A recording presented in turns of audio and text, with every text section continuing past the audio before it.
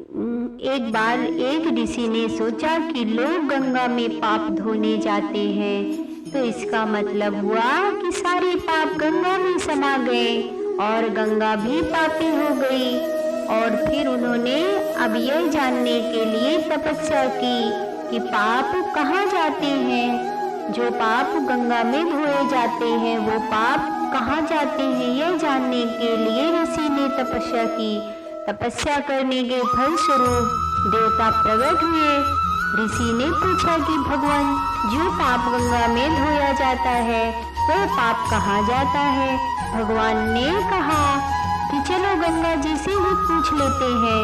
दोनों लोग गंगा के पास गए और कहा कि हे गंगे, सब लोग तुम्हारे यहाँ पाप धोते हैं, तो इसका मतलब आप भी पापी हो गई। गंगा ने कहा, मैं क्यों पापी हुई, मैं तो सारे पापों को ले जाकर समुद्र को अर्पित कर देती हूँ। अब वे लोग समुद्र के पास गए और कहा, हे सागर, गंगा जो पाप आपको समर्पित कर देती है, इसका मतलब आप भी पापी हुए। समुद्र ने कहा, मैं क्यों पापी हुआ, मैं तो सारे पापों को ले जाकर भाप बनाकर बादल बना देता हूँ। अब वे लोग बादल के पास गए और कहा कि हे बादल, समुद्र जो पापों को भाप बनाकर बादल बना देते हैं, इसका मतलब आप पापी हुए।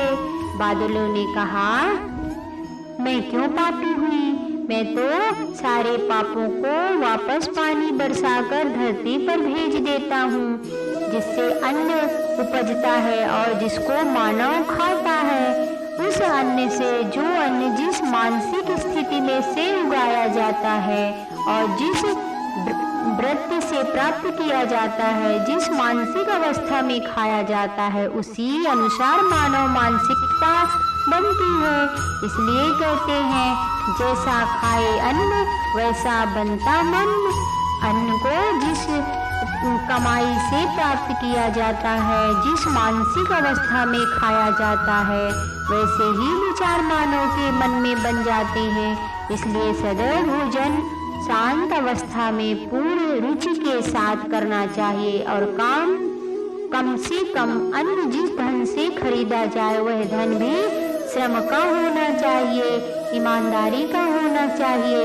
यदि पाप से सींचकर अन्न खाएंगे तो उसका फल भी हमें पाप ही प्राप्त होगा। हमारे पाप कभी भी गंगा में धोने से नहीं धुलते।